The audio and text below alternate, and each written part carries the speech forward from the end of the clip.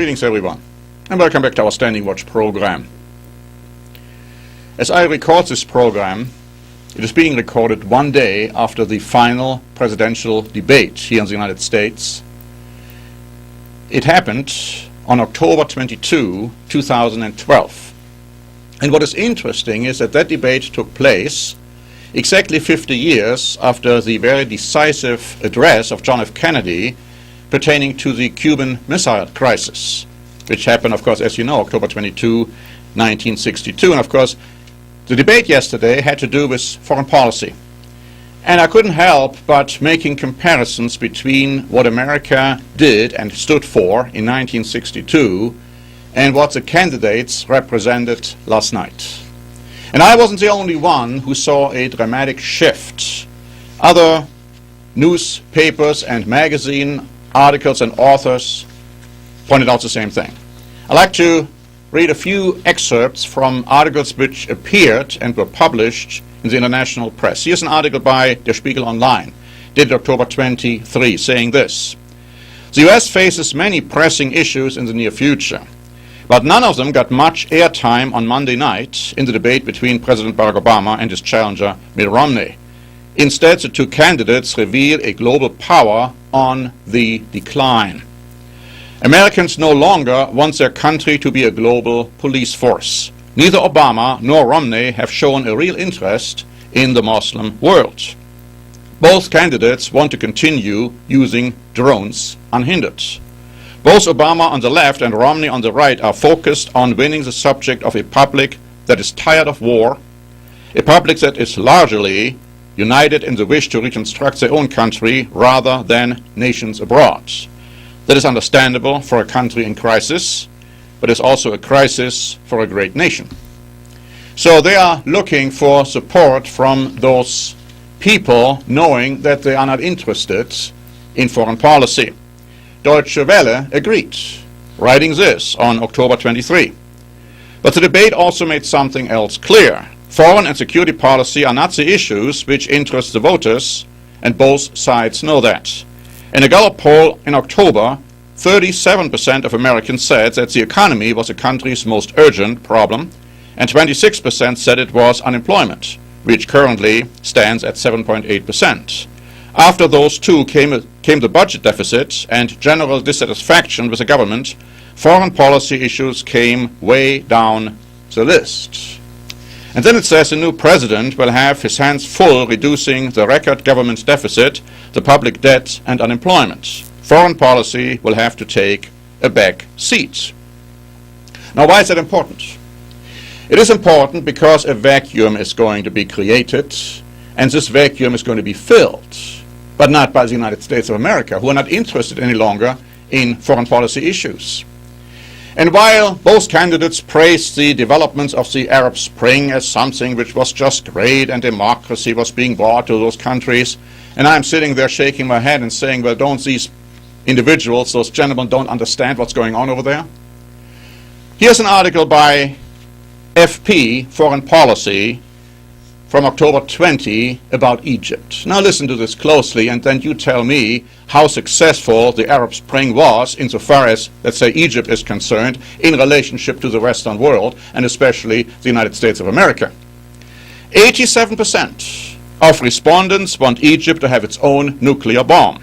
74% said that they disapprove of Egypt having diplomatic relations with Israel, an increase from 26% in August 2009. 77% agreed that the peace treaty with Israel is no longer useful and should be dissolved. American politicians fared poorly in the poll, but among them Secretary of State Hillary Clinton was the most popular at 25% favorability. President Barack Obama scored 16%, and Republican nominee Mitt Romney only 8%. Ahmadinejad's favorability rating, 43%. As do you think that President Barack Obama is more on the side of Arabs or more on the side of Israel? 68% said Israel. And 60% said that Obama's presidency had been a negative thing for the Arab world. So much for the great developments of the Arab Spring. But We've also heard a lot in the debate last night about how important it was to get rid of Gaddafi, and he had much American blood in his hand. But I believe you probably haven't heard the other side of the coin, which I'm going to tell you now. Deutsche Welle wrote on October 20, Gaddafi was a welcome financier of the African economy. Libyan investments are scattered across the continent. Libyan investment in Africa is now a thing of the past. Libya is broke. The oil industry has virtually collapsed, and the security situation there is extremely poor. For many African countries, Gaddafi's death was a loss in economic terms.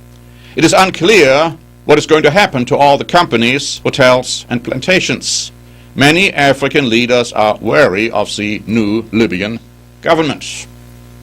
So far, the terrible, tremendous success of the Arab Spring, even when it comes to Libya and the African nations. What about Syria?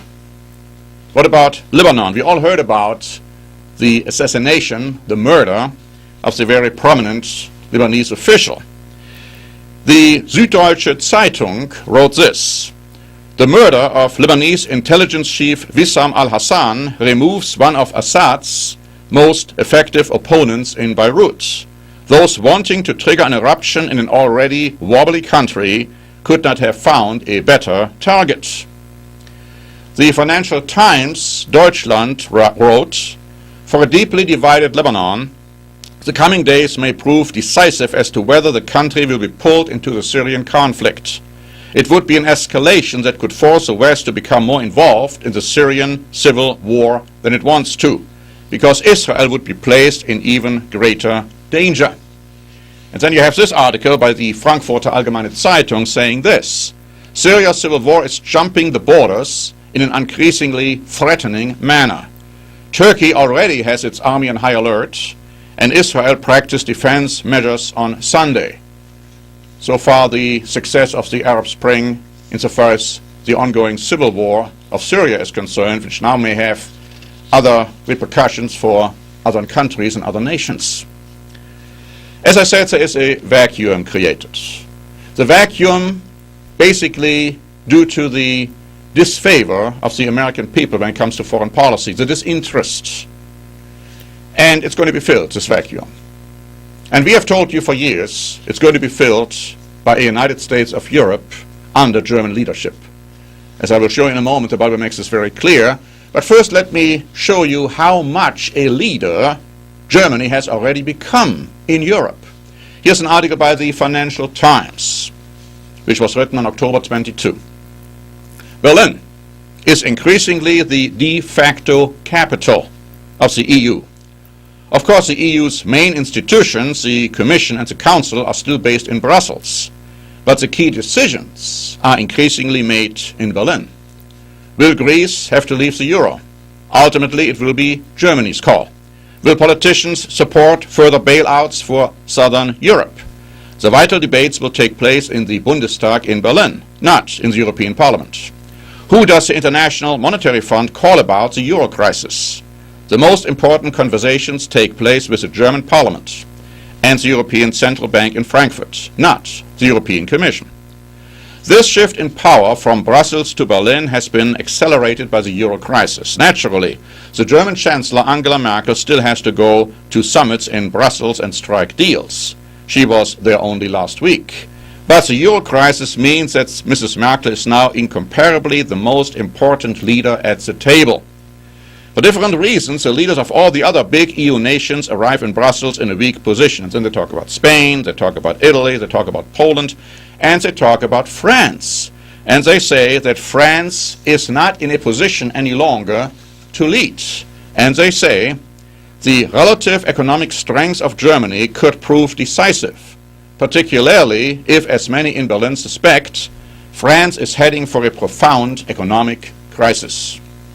It is without any question Germany who is going to lead, at least let's say, core Europe, a group of 10 nations led by Germany, who then will give their power to a charismatic leader called the Beast in the book of Revelation. but also called the king of the north, in a very interesting prophecy in the book of Daniel. Most of you know that the book of Daniel contains many end-time prophecies. And one of those is described in Daniel chapter 11. Let me just tell you a few things about this prophecy, because it's talking about a leader of the revived ancient Roman Empire. That final leader called the beast, called here the king of the north. And many biblical scholars recognize that. And this final leader of a revised Roman Empire in Europe will do this, according to the book of Daniel, chapter 11. He shall enter the countries, it says, overwhelm them, and pass through. Verse 41, it says, he shall also enter the glorious lands, and many countries shall be overthrown. He shall stretch out his hand against the countries, and the land of Egypt shall not escape. He shall have power over the treasures of gold and silver, and over all the precious things of Egypt. Also the Libyans and the Ethiopians shall follow at his heels. We see a conquering power. Now, I know that this is not popular to say these days, where everybody is crying for peace, hoping for peace, wishing for peace, but a United States of Europe under German leadership will invade the promised land. The Bible makes this very clear. Now, perhaps under the pretense of peace, but it's going to happen. And America won't play any role, because they have allowed to create the vacuum which is going to be filled by the United States of Europe. We have published a new booklet, Middle Eastern and African Nations and Bible Prophecy. I would strongly encourage you to read it. You can find it on our website. You can also ask for a hard copy. It goes into prophetic events which are going to take place in the near future, about countries like Syria, Egypt, Iran, Ethiopia, Turkey, and other countries. And you need to know about them if you want to understand what the future holds. It's a vital booklet. You should read it. Because what we are seeing right now is in direct fulfillment of prophetic events which the Bible has talked about for thousands of years.